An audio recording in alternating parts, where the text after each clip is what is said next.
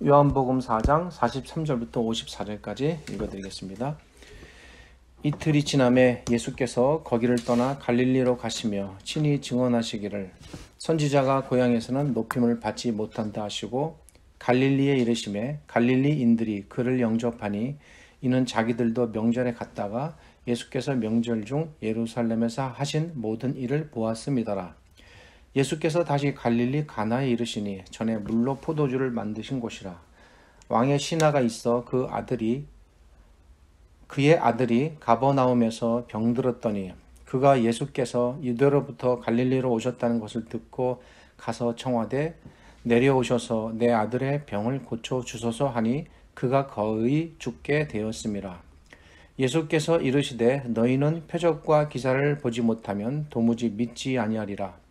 신하가 이르되 주여 내 아이가 죽기 전에 내려오소서.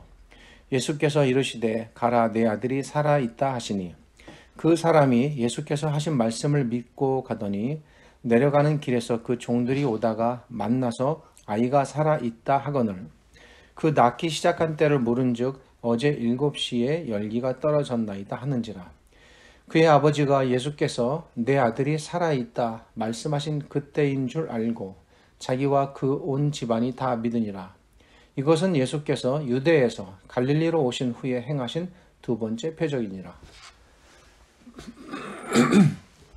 우리는 지난 4주간에 걸쳐 예수님께서 사마리아의 우물가에서 한 여인을 만난 사건을 살펴봤습니다. 오늘 우리가 읽은 본문은 시간적으로는 그 사건과 연결되어 나타나는 사건입니다. 제목을 말씀드리고 이어가겠습니다. 예수 나의 하나님이라는 제목으로 설교를 합니다. 43절을 보면 이틀이 지남에 라고 되어 있습니다. 이 말은 예수님께서 사마리아에 이틀간 머무셨다는 말입니다. 예수님께서는 사마리아에서 이틀을 머무시며 여인을 만나고 마을 사람들에게 자신이 누구이시며 자신이 이 땅에 오신 목적이 무엇인지를 가르치셨습니다. 그 결과 여인과 많은 사람들이 예수님을 구주로 믿게 되었습니다. 이렇게 이틀이 지난 후에 예수님께서는 처음의 목적지였던 갈릴리로 계속 여행을 떠나셨습니다. 예수님께서는 유대의 예루살렘을 떠나 갈릴리로 가시던 도중에 사마리아를 방문하셨고 그리고 사마리아에서 일정을 마치신 후에 애초의 목적지이셨던 갈릴리로 계속 떠나는 것입니다. 그렇게 갈릴리에 도착하자 갈릴리 사람들이 예수님을 영접했습니다. 이 말은 갈릴리 사람들이 예수님을 알아보고 환영하였다는 말입니다.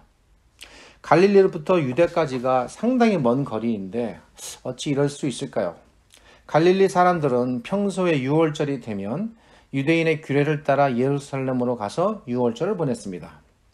갈릴리 사람들은 그때에 유월절 기간 동안 예루살렘에 계셨던 예수님을 배웠던 것입니다.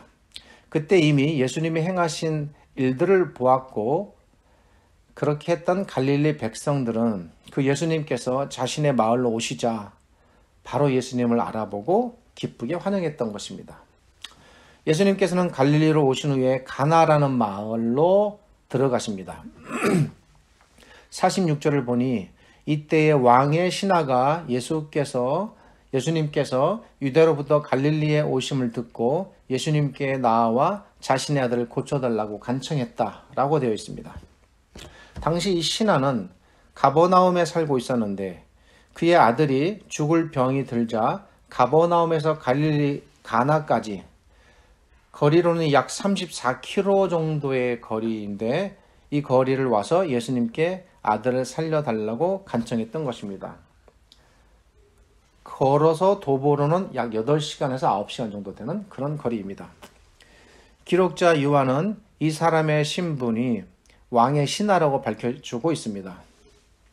도대체 이 왕은 또 어떤 왕일까? 기록자가 기록했으니 잠시 이 왕에 대해서 좀 생각해 보겠습니다. 당시 정치 제도를 보면 로마 제국은 팔레스타인의 이스라엘 지역을 점령하고 난 후에 헤롯이라는 왕을 임명하여 이스라엘을 대신 다스리게 하였습니다.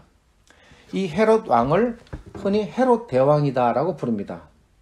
헤롯 대왕은 로마로부터 임명을 받아 이스라엘 전역을 다스렸습니다. 이 헤롯 대왕이 누구냐면 유대인의 환심을 사기 위해 헤롯 성전을 지은 왕이었으며, 또한 주전 4년에 예수님을 죽이기 위해 베들레헴의 어린아이들을 살육했던 바로 그 왕입니다. 그러니까 예수님께서 태어나실 때 있었던 왕이 이 헤롯 대왕입니다. 이 헤롯 대왕이 죽자 로마는 헤롯의 세 아들을 각각 이스라엘 지역을 셋으로 나누어서 세 왕에게 이스라엘을 통치하게 하는데, 이렇게 부분을 맡아서 다스리는 왕을 분봉왕이라 그럽니다. 그중 첫 번째 분봉왕이 헤롯 아켈라오라는 사람입니다. 헤롯 아켈라오는 남쪽 지역 유대와 사마리아와 이두메를 다스렸습니다. 그가 유대의 왕이 되자 예수님의 아버지이신 요셉은 예수님을 지키기 위해 갈릴리 나사렛으로 이주하게 됩니다. 이 왕이 바로 그 왕입니다. 두 번째 왕은 헤롯 안티파스입니다. 이 헤롯 안티파스는 갈릴리와 베레아의 분봉왕이었습니다. 이스라엘의 지역적으로는 북쪽을 다스렸던 왕입니다. 그는 첫 번째 아내와 이혼한 후에 자신의 이복 형제인 헤롯 빌립, 이 헤롯 빌립도 분봉왕인데 헤롯 빌립의 아내이자 친척상으로 자기의 조카가 되는 헤로디아와 결혼을 하고 이를 비난한 세례 요한을 살해하게 됩니다. 세 번째 왕은 헤롯 빌립 2세입니다. 이 헤롯 빌립 2세가 헤로디아를 아내로 두었던 우리가 아는 빌립 왕입니다. 그는 바타네아, 드라고닛, 가우리닛, 얌리아 지역을 다스렸습니다. 지도를 찾아봐도 정확하게 이 지역이 어느 부분인지는 나와 있지는 않고 지명상으로만 제가 알 뿐입니다. 그는 헤롯 대왕의 아들들 중 그래도 나름 가장 존경을 받았고 좀 왕다운 왕 노릇을 했던 왕입니다. 37년간 자신의 지역을 평화롭게 다스렸고 백성들에게 좋은 평을 받게 됩니다. 이 빌립과 헤로디아 사이에 살로메라는 딸이 태어나고 훗날 헤로디아는 살로메를 통해서 이제 자기의 두 번째 남편이 되는 헤롯 안티파스에게 간청하여 세례 요한의 목을 베어 살해하게 됩니다. 본문에 등장하는 왕이란 이 세 분봉왕들 중에서 가장 잔혹하다 할 수 있는 세례 요한을 죽인 그 헤롯 안티파스입니다. 이 왕의 신하가 자신의 아들이 가버나움에서 병이 들어 거의 죽게 되자 예수님께서 갈릴리 가나로 오셨다는 소식을 듣고 먼 거리에서 예수님을 찾아온 것입니다. 왕의 신하가 와서 간청하자 예수님께서는 이제부터는 본문 구절구절을 살펴보며 생각해 봅니다. 50절에서 가버나움으로 가시지 않은 채 내 아들이 살았다라고 선포하십니다. 신하는 예수님의 말씀을 믿었고 가버나움으로 돌아가다가 중간에서 가버나움에서 자기를 찾아오는 종들을 만나 아들이 살았다는 소식을, 다 나았다는 소식을 듣게 됩니다. 아마도 가버나움에 있었던 종들은 주인이 예수님을 만나러 간 사이에 아들을 간호하다가 아들의 병세가 호전되고 기력을 회복하여 병이 낫게 되자 기쁜 소식을 전하기 위하여 막 기쁘게 갈릴리 가나로 떠난 주인께 소식을 알리기 위하여 왔던 것 같습니다. 그렇게 가나로 오던 종들과 그리고 예수님의 말씀을 듣고 아들이 과연 나았는지를 확인하기 위하여 가버나움으로 돌아가는 이 왕의 신하가 길 어딘가에서 중간에 서로 만난 것입니다. 왕의 신하는 아들이 낳은 시간을 따져본 후에 아들이 과연 예수님의 말씀대로 예수님에 의하여 고침을 받았는지 알아본 결과 그렇게 되었다는 사실을 깨닫게 됩니다. 그리고 이 사건을 계기로 왕의 신하의 온 집안 사람들이 다 예수님을 믿게 되었다라는 것이 기록의 전부이고 여기까지가 본문입니다. 지금까지는 본문 자체로 그냥 있는 그대로 제가 구성하여 약간의 이야기 형식으로 전했을 뿐입니다. 이제부터 우리가 생각해 보아야 하는 것은 이것이 이제 성경이잖아요. 그렇다면 기록자는 왜 이 사건을 성경에 요한은 기록했는가입니다. 여기서부터가 이제 설교에 해당된다고 볼 수 있습니다. 기록자는 무엇 때문에 무엇을 전하기 위하여 이 사건을 기록했을까? 제가 설교할 때마다 늘 눈이 강조하고 저 스스로도 잊지 말려고 애쓰는 부분 뭡니까? 기록자의 관점에서 보자는 것이죠. 기록자의 관점에서 이 사건을 다시 한번 들여다보겠습니다. 우선 이 본문을 그동안 다루었던 일반적인 해석의 경향을 잠시 살펴볼까 합니다. 이 본문뿐만 아니라 성경을 읽거나 다루는 우리들이 성경에서 어떤 인물이 등장하면 그 인물의 장단점을 따져 그 인물을 본받게 하거나 또는 경계하도록 하는 방식으로 성경을 다루곤 합니다. 그러한 방식의 해석을 윤리적 해석이라고 합니다. 성경을 윤리적인 관점으로 다루는 것입니다. 이렇게 성경을 윤리적으로 다루는 것이 과연 옳은가 틀린가? 이에 대하여 논란의 여지가 있습니다. 왜냐하면 이러한 해석의 방식에도 나름의 유익한 점이 있고 또 우리 신앙에 좋은 장점이 있기 때문입니다.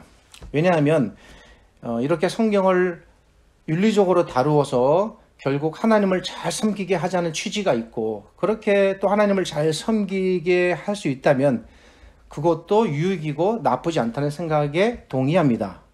그래서 이런 해석의 방식에 논란의 여지가 있다는 것입니다. 그러나 제가 드리고 싶은 것은 그렇게 성경을 윤리적으로 해석하는 것도 유익하긴 한데 그러나 과연 성경을 기록할 때 기록자는 어떤 관점으로 기록했는가이죠.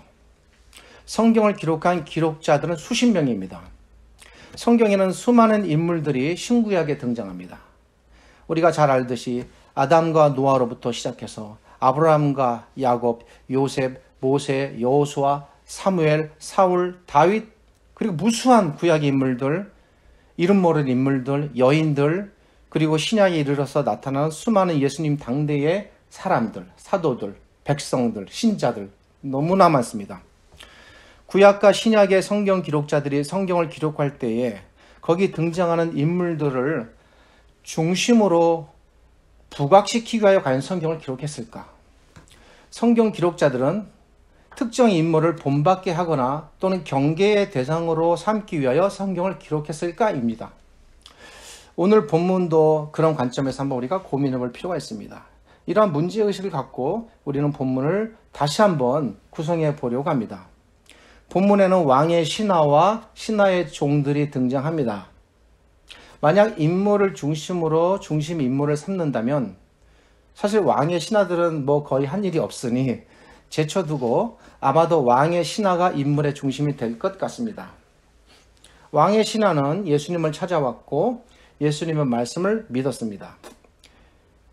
그리고 현실적으로 믿기 어려운 사실을 믿음으로 받아들였고 그렇게 믿은 결과 아들이 고침을 받았고 그리고 신하는 그 이후에 자신의 온 집안 사람들이 다 가족이 예수님을 믿도록 하는 일에 기여했습니다.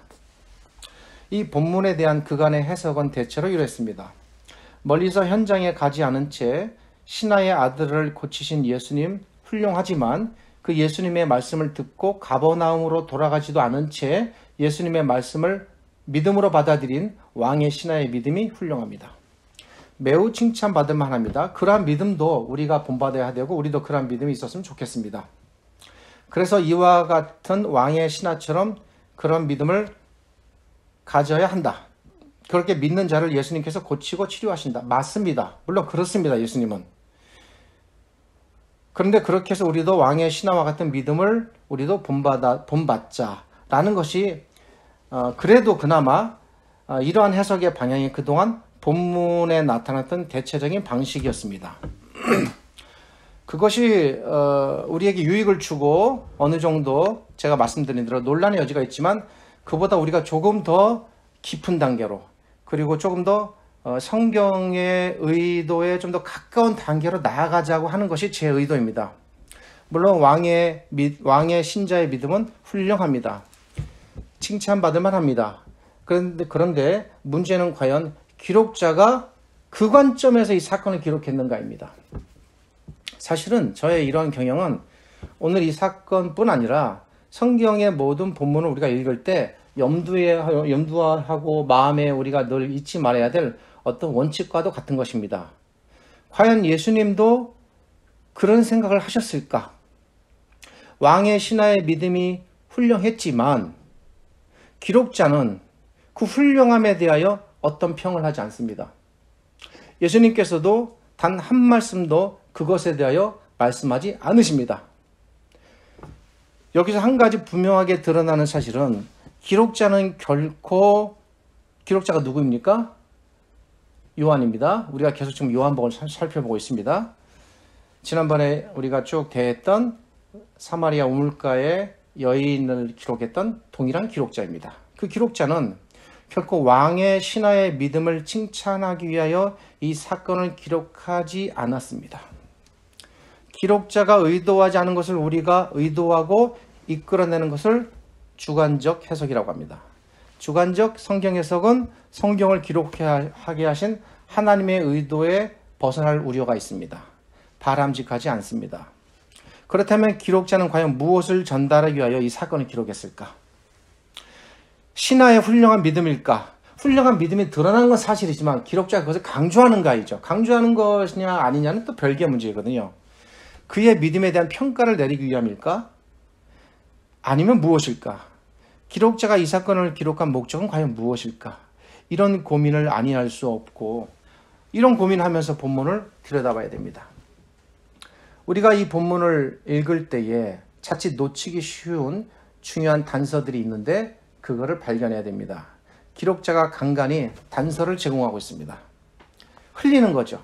자기가 강조하려고 하는 요소를. 그 첫 번째 단서 46절입니다. 46절은 기록자가 굳이 밝히지 않아도 사실은 이미 요한복음을 2장부터 읽은 독자들이라면 알고 있는 사실입니다. 그런데 기록자는 여기서 다시 애써 밝힙니다. 그것이 무엇입니까? 이미 기록자가 자기가 요한복음 2장에 상세하게 기록했던 가나의 혼인잔치 사건을 여기서 다시 언급합니다. 그렇게 자신의 책 앞에 이미 기록한 사건을 기록자는 본문을 다룸에 있어서 46절에서 그 사건을 갖다 끼워 넣습니다. 여기에다가 가나에 이르시니 뭐 다른 얘기는 안 해요. 뭐 예수님 어머니 얘기라든지 뭐 물 항아리 얘기 이딴 얘기 하나도 안 하고 오직 한 가지 핵심적인 사실만 말합니다. 뭡니까? 가나에 이르셔서 전에 물로 포도주를 만드셨던 곳이다. 그게 핵심이었습니다. 당시의 가나 포도주 사건을 말하는 것입니다. 당시에 어떤 상황이나 등장인물에 대하여 말하지 않고 핵심적인 부분만 찍어서 말합니다. 무엇입니까? 예수님께서 물로 포도주를 만드셨다. 이 사실을 기록자는 이 가버나움의 가나 사건, 이 왕의 신하의 아들을 고치신 사건을 기록하면서 그걸 다시 끄집어다가 기록해서 읽는 사람들이 그거 기억하라는 거예요. 그거 상기시키는 겁니다. 기록자가 무엇을 염두에 두고 이 왕의 신하의 아들을 고친 사건과 가나의 포도주 사건을 연결시키고 있는가? 뭔가 의도한 바가 있겠고 연결점이 있겠죠? 예. 이런 거를 찾아내는 게 기록자의 관점이에요. 기록자의 관점에서 볼 때 예수님께서 가나에서 행하신 이 두 가지 사건은 우리가 볼 때 겉으로는 전혀 다른 두 가지 사건 같지만 기록자의 눈으로 봤을 때는 한 가지 공통적인 사실이 있었습니다. 가나의 포도주 사건과 왕의 신하의 아들이 고친 이 사건이 갖는 유일한 공통점, 그것이 과연 무엇일까? 그것은 바로 이 두 사건 모두에서 예수님의 어떤 면이 드러났다는 겁니다. 그건 뭐냐면 예수님의 초자연성이 돋보인 두 개의 사건입니다. 예수님께서 물로 포도주를 만드신 사건은 이제 제가 한번 설교도 했었습니다. 예수님께서 물리적인 한계를 뛰어넘으셨다는 사실을 알려줍니다. 상식적으로 그리고 일반적으로 도저히 일어날 수 없는 일이 일어났습니다. 포도주는 무엇입니까? 반드시 포도를 통해서만, 거기 물론 물이 들어가지만 포도를 통해서만 만들어질 수 있는데 예수님께서 그 포도를 사용하지 않고 포도주를 만드셨다? 뭡니까? 물리적인 한계를 초월하셨다는 겁니다. 인간이 할 수 없는 일을 하신 겁니다. 그래서 기록자는 이 본문을 기록하면서 가나의 포도주 사건을 다시 밝히고 있습니다. 왕의 신하의 아들을 고친 사건은 과연 어떨까요? 여기에는 어떤 물리적 한계가 있을까요? 예수님께서 다 죽어가는 왕의 신하의 아들을 고치셨다는 사실 자체도 놀랍지만 사실 의사도 고칠 수 있습니다. 또 좋은 약을 사용해서 고칠 수 있습니다. 그러니까 고쳤다는 행위 자체가 부각되는 게 아니에요. 여기서는 지금 기록자가 부각시키려고 하는 것은 조금 다릅니다. 46절을 보면서 본문을 꼼꼼히 짚어보겠습니다. 예수님께서는 갈릴리 가나에 도착하셨습니다. 신하의 아들은 가버나움에서 병이 들었습니다. 기록자가 분명히 밝히고 있습니다. 갈릴리 가나와 가버나움은 먼 곳입니다. 또 47절을 보겠습니다. 왕의 신하는 당연히 예수님께서 좀 멀지만 힘드시지만 오셔서 고쳐주실 줄 알았습니다. 그래서 예수님께 이렇게 말합니다. 와서 고쳐주십시오. 그런데 50절을 보겠습니다. 예수님께서는 가버나움으로 가지 않으셨습니다. 그런데 고치셨습니다. 또 51절을 보겠습니다. 신하는 가버나움으로 가다가 종을 만났습니다. 예수님께서 가버나움으로 가지 않으셨다는 사실이 분명해졌습니다. 52절을 보겠습니다. 신하가 아들이 낳은 시간을 계산합니다. 왜입니까? 예수님께서 가시지 않으셨기 때문에 과연 아들이 낳은 것이 예수님께서 말씀하신 것 때문에 즉 예수님이 고치셨는지를 확인해 보기 위함입니다. 시간을 계산해 보니 아들이 분명 예수님께서 말씀하신 바로 그 시각부터 좋아졌습니다. 53절을 보겠습니다. 왕의 신하는 비로소 확인하게 깨달았습니다. 어떤 사실이요? 아들이 고침받았다는 사실도 물론 놀랍지만 이분에 대한 새로운 사실이 부각됩니다. 이분이 가시지도 않은 채 내가 이렇게 오도록 부탁을 했는데 오시지도 않은 채 멀리서도 내 아들을 보지도 않고 가지도 않고 현장에도 없는데 오직 그냥 멀리 떨어져서 말씀 한마디로 저 너머에 그 누군가를 고치시는 분, 대단한 분입니다. 참으로 세상의 구주이시구나. 내가 정말 믿을 수 있는 그 구원자이시구나. 그리고 마침내 왕의 신하와 온 가족이 구체적인 믿음의 어떤 성격이나 깊이는 드러나지 않았지만 핵심적인 건 뭡니까? 그 예수님을 믿고 받아들였다는 사실이에요. 구주로 그리스도를 믿었다고 보는 게 자연스럽습니다. 제가 지금 말씀드린 이 본문의 구성을 통해 확연하게 드러나는 사실은 무엇입니까? 기록자의 초점은 과연 어디에 맞춰져 있습니까? 예수님께서 신하의 아들을 고치셨다는 사실입니까? 아닙니다. 기록자가 초점을 맞추는 부분은 예수님께서 신하의 아들을 고치셨다는 사실 자체가 아닙니다. 기록자가 지금 부각시키려고 하는 사실은 예수님께서 신하의 아들을 물리적인 한계를 극복하시고 거기 가시지 않은 채 고치셨다는 사실이에요. 이게 놀라운 사실입니다. 그 물리적 한계는 여기서 뭡니까? 거리입니다. 34km라는 물리적인 거리의 한계를 극복하시고 현장에 가시지 않은 채 신하의 아들을 고치셨습니다. 사실 너무나 당연한 거고 그냥 어린아이도 이 본문을 읽으면 이렇게 느끼고 깨닫는 거예요. 그런데 너무나 쉽고 간단하고 명료한 사실도 우리가 놓치고 자꾸 다른 진리를 찾으려고 하니까 그게 안타까운 겁니다. 기록자는 이 부분에 초점을 맞추고 있는 겁니다. 예수님께서 이렇게 물리적인 한계를 뛰어넘으셨다는 사실에 있어서 예수님께서 신하의 아들을 고치신 사건과 잘 들으셔야 됩니다. 그가 2장에서 기록했던 혼인잔치에서 물로 포도주를 만드신 사건은 겹쳐지는 사건이에요. 그것은 뭡니까? 예수님께서는 물리적인 한계, 자연의 한계를 뛰어넘으시는 초자연적인 분이라는 사실입니다. 이 면에서 겹쳐지기 때문에 이 사건을 기록하면서 그걸 다시 기록하는 겁니다. 기록자는 이 사실을 밝히는 것이고 거듭 강조하여 이 본문의 사건을 기록하면서 가나에서 있었던 일을 다시 언급하여 거듭 밝히고 있습니다. 예수님께서는 이 두 사건을 통해서 물리적인 자연의 한계를 뛰어넘으셨음을 보여주셨습니다. 그런 분입니다. 예수님께서 이렇게 물리적인 한계를 뛰어넘으셨다. 어떤 물질이라든지 거리라든지 다 뛰어넘으셨다. 그런 분이라면 무엇을 간접적으로 기록자가 표현을 안 하지만 지금 말하고 있는 겁니까? 예수님께서는 하나님이시다는 사실이에요. 요한은 이 사실을 말하고 싶었던 것입니다. 예수님께서는 이 땅에 비록 사람으로 오셨지만 그분은 우리를 구원하시는 하나님이시다. 그 하나님께서 우리를 구원하기 위하여 이 땅에 오셨다.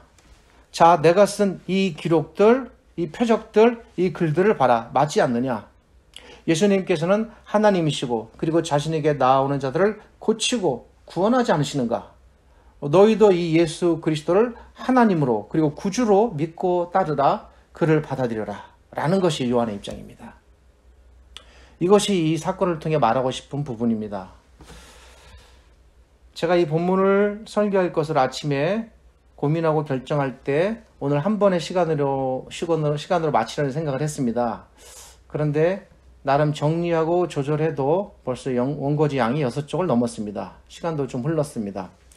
오늘 여기까지 제가 설교하고 그 다음에 다음 시간에 기록자가 이렇게 기록한 사실이 요한복음을 비롯해서 신약 성경 전체에 어떻게 나타나는지, 그리고 예수님의 이러한 모습이 이제 오늘을 사는 우리에게 주는 위로와 소망은 무엇인지, 그리고 우리의 신앙을 어떻게 점검해야 되는지, 이런 부분들에 대하여 다음번에 한 번 더 말씀을 드리도록 하겠습니다. 기도하겠습니다. 거룩하신 하나님 감사합니다. 그 옛날 자신의 백성을 친히 고치시고 치료하시며 회복시키시고 일으키시는 우리 주님. 그 예수님이 하나님이시고 이 땅에 우리를 구원하러 오신 구주이심을 저희가 오늘 또한 배우고 깨닫습니다. 이 예수님을 우리가 우리의 주로 받아들이고 하나님으로 믿으니 우리가 얼마나 기쁘고 행복하고 감사한지 모릅니다. 날마다 우리 예수님을 전적으로 믿고 따르며 그 옛날 예수님의 옷자락을 만지며 예수님께 나아갔던 그 여인처럼 우리도 예수님의 옷자락을 만지며 무릎 꿇어 예수님의 발에 입맞추며 날마다 예수 그리스도와 함께하며 동행하는 거룩한 주의 백성 되게 하여 주시옵소서. 지금은 우리 주님 예수 그리스도의 은혜와 저희를 지극히 사랑하시는 아버지 하나님의 크신 사랑과 오늘도 이 말씀으로 저희를 위로하시고 우리의 주가 되시고 우리의 하나님이 되시도록 깨닫게 하시는 성령 하나님이 함께 하심이 이 말씀을 읽고 접하는 모든 하나님의 백성들, 특별히 저희와 믿음으로 함께 살아가는 드림팀과 그분에게 모든 성도들, 가족들 위해 영원토록 함께 하시기를 주님의 이름으로 축원하옵나이다. 아멘.